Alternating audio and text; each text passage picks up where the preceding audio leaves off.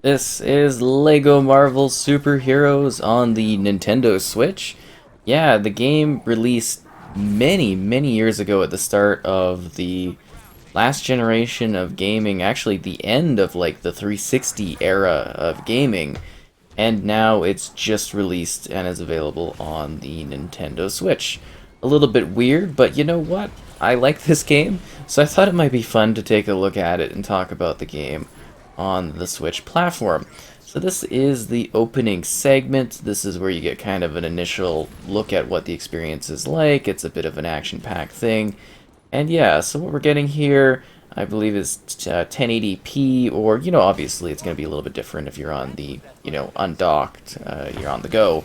But yeah, you get, like, I guess, a native resolution for the screen sizes, and you get that at 30 FPS, which, is considerably lower than the other platforms. But I mean, for the Nintendo Switch, it kind of makes sense, right? That's just how it is. Yeah, so you could play alone, or you can play in two-player local, kind of action, which is kind of cool. Two players play together. That makes it actually a pretty good title for the Switch, and it seems like, you get that kind of experience regardless where it is running at, well, 30 FPS, so that's kind of nice. It seems to be relatively smooth gameplay-wise, and it's a fun experience. I don't know, I think this one is quite cool. It provides a good amount of gameplay time, and it also seems like with this particular, release that we get the content that's released for the game afterwards, which is kind of cool, that DLC stuff, so I definitely appreciate, that kind of being integrated into this one. I think it makes sense. If you're not familiar with the storyline here, this was a pretty cool time because we got a good combination of Marvel characters, something that we don't, well, we didn't necessarily get for a while. You've got your X-Men in here, you got your Fantastic Four, and it's a combination of the different, I guess you could say, Lego taking all of the Marvel franchises and actually putting them together, which was not something that really was done because, the split of the MCU and everything like that was a big deal. And now, I think it's a little bit different now that Disney has most of the franchises, under the same sort of banner. And yeah, I'm just kind of, I guess you could say, happy that this is something that is, available on the platform. Players on the Switch can finally enjoy this fun game, because I actually do think that it is a bundle of joy. It's so colorful and strange and quirky and fun, and it's perfect for all ages. It's got some good laughs to it. It's got its own original story you can have a lot of fun with. Now, it is very jagged on the TV. Like, there's, like, no anti-aliasing going on here. That makes it quite a bit of a rougher, to me at least, picture than what I'm used to. But when you're kind of on the go, you're undocked, it's gonna look, really good on there, and I think that's kind of a nice option if you're kind of playing this anywhere, and that's kind of where the Switch obviously hits its strides, is in regards to being able to take out your games on the go. Because, at a certain point in time, this was actually quite an impressive, offering. It really was. It was cool, it was fun, it was intense, you got lots of gameplay. Because like I mentioned, you've got this long, winding sort of story, but then you've also got this like really cool hub world that you can explore that's got like lots of little jokes going on, lots of hidden surprises, lots of collectibles that you can gather, whether you're playing, the main game, or you're out there in the real like open world exploring things and seeing the sights, and you can swap between the different characters, and there's a massive roster of characters that's present within this one. Even the main city area quite open, but you get a decent draw distance on things. I think they've actually done a pretty good job porting this title over. It might be quite old, but I guess at this point, there's very likely a lot of Switch users that have never played this game before, and I guess it kind of opens it up to a new audience of potential players. I mean, if you like the Lego games, this is a pretty fun entry point. It's a pretty fun, new adventure you can enjoy. They were definitely experimenting with some new things around this time, just in regards to like the visuals, and also like checkpoint systems, and having more like meaty story bits.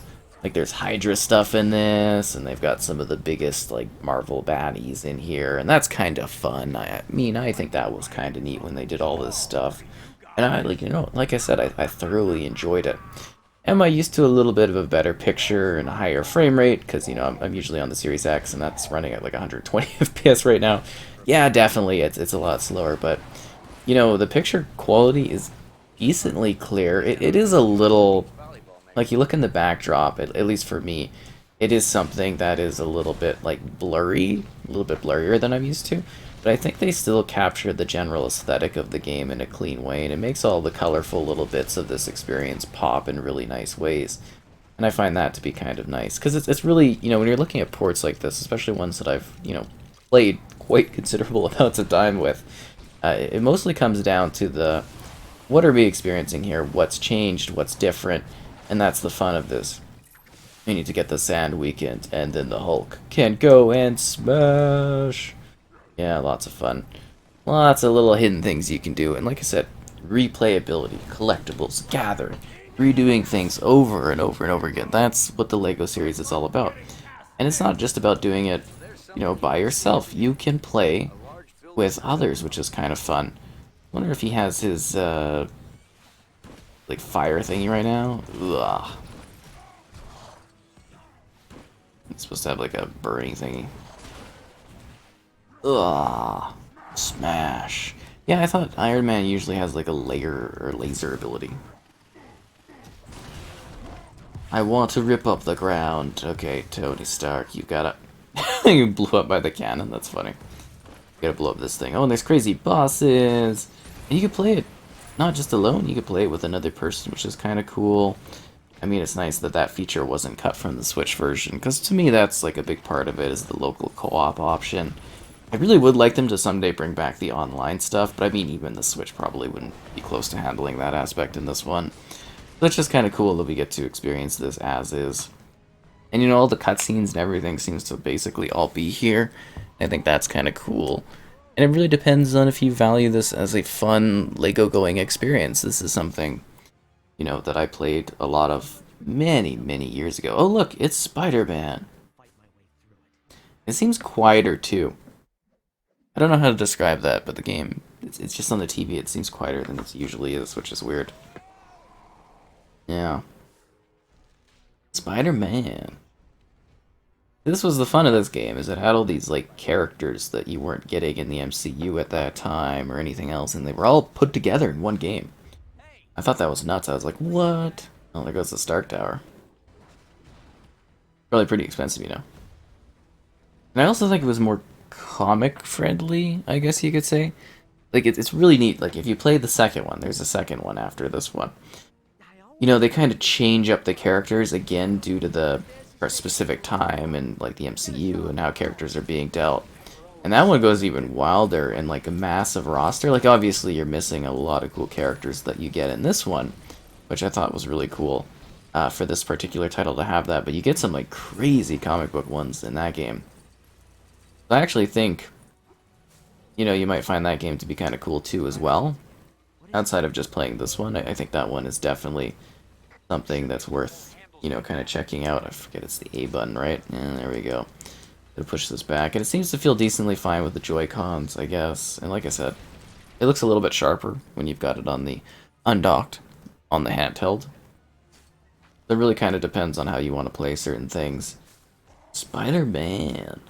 That big Sandman type thing going on here.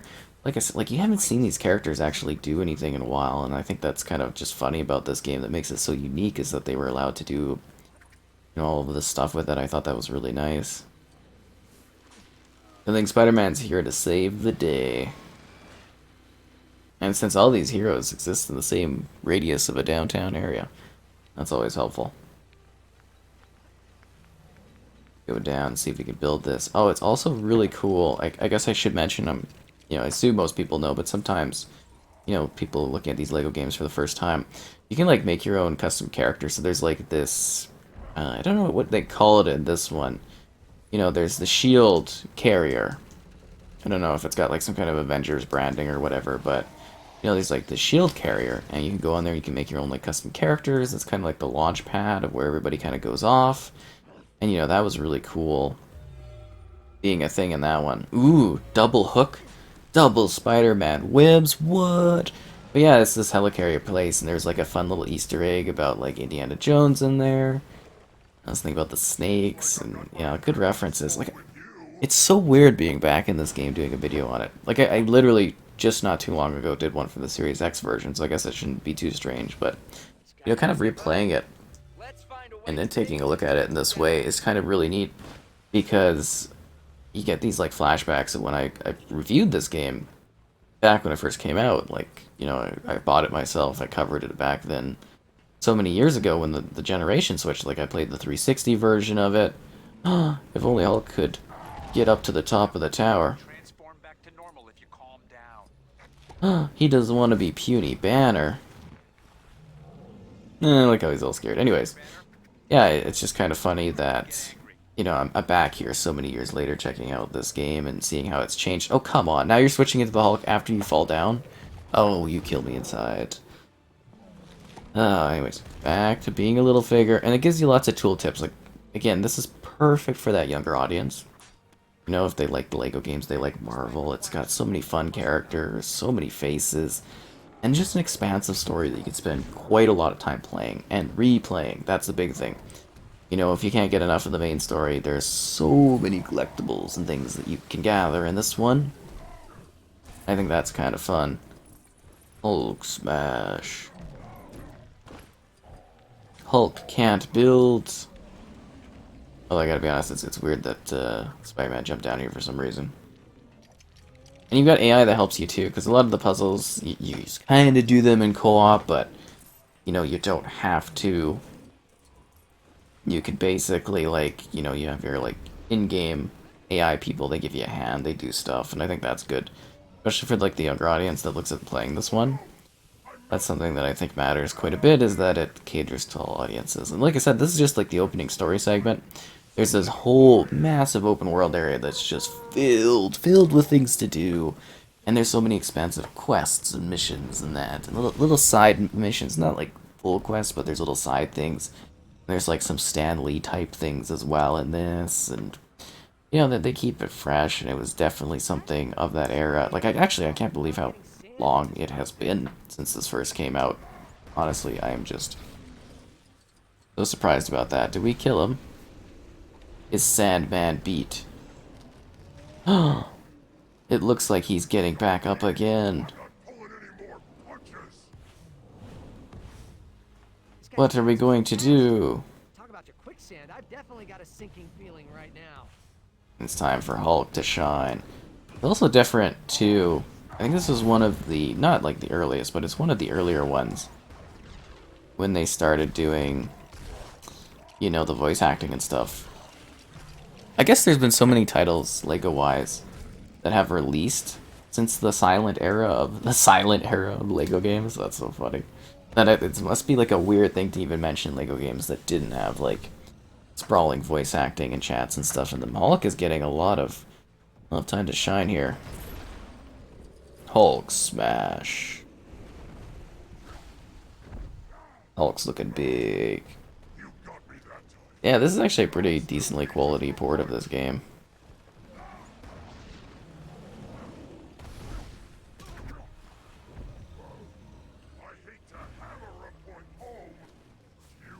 No, Spider-Man, you've got to grab this thing. Come on, get it done. Did that actually work? I can't tell, this thing just keeps smashing me.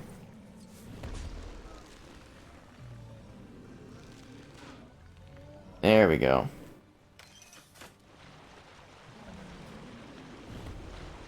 Just kidding, we gotta get Stark over here to break that one.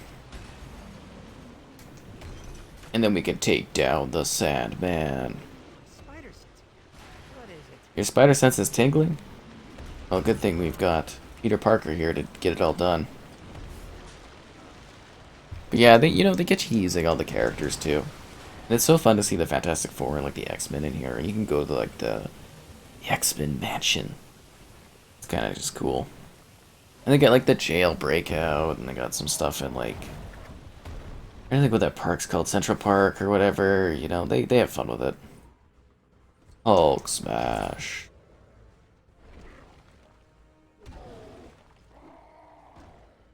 Hulk's taking it to this one.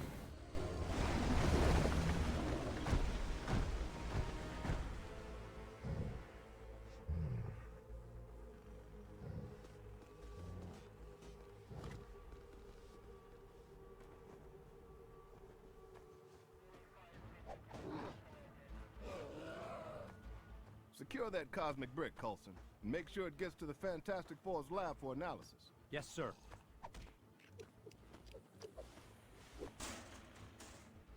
Hulk, can you help with some of this debris?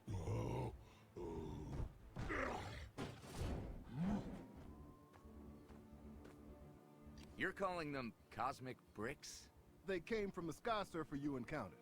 I've given Richard the job of finding out why everyone seems to want them. Thanks for your help, Spider-Man. There's always a place in this operation for a hero like you. Like I have time for that. I've got a trigonometry exam tomorrow. My aunt needs me to pick up a dozen eggs, and I'm drowning in angst. So, who's behind all this? What exactly are they up to? And will it cut into my hot tub time?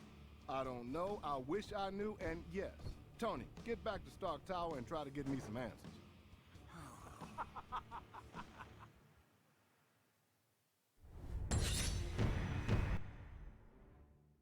Replay unlocked. Level complete. And you can see all the different character options, all mysteries until you start gathering them. Seriously, it is a healthy selection of different characters that you get your hands on. Oh look, are those all the mighty extra character options that were present? No way. And your studs.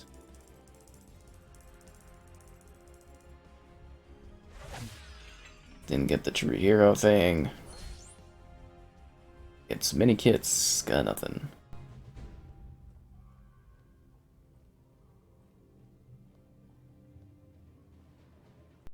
All the cosmic bricks I can get my hands on. My work progresses. Progress faster. This is what I've been reduced to, relying on such pitiful mortal creatures for my plans. Though he does have a cool throne and a metal face.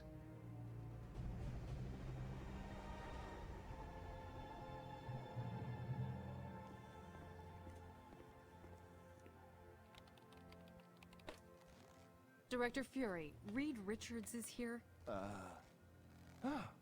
Mr. Fantastic himself. Any breakthroughs on that cosmic brick I sent you? Actually, I could use some help. Is Tony Stark around? He's working on something else. I have another Avenger here. I'm actually the first Avenger, sir. Do you have much experience with theoretical quantum mechanics and exotic nano-derived power sources? I got an A+ in American history. Director Fury, we have confirmation that more of those bricks hit the open ocean. Hill, get me a SHIELD research sub to gather those cosmic bricks. I want some answers. Cap, you head to the Baxter building with Reed Richards and help out the best you can. I can always sell some war bonds. Hill, another important thing. Lunch. Order in some shawarma. Stark knows a spot.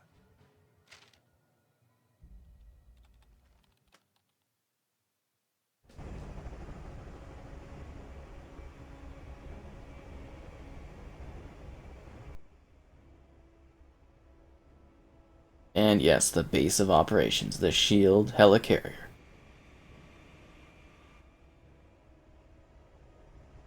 Gentlemen, we need you back at the Baxter building pronto. Director Fury wants as much info on those cosmic bricks as you can find. It's Captain America and Reed Richards. And then you get this jump thing where you go out to the big city. Again, you can explore all of this and take a look at things. It's really cool. Anyways, Lego Marvel Superheroes on the Nintendo Switch. Kind of a fun time. Looks like there's something going on down there. Uh-oh. Looks like the Fantastic Four fan club's in town. Could be tricky landing in the middle of that crowd. You're right. Aim for the park across the street.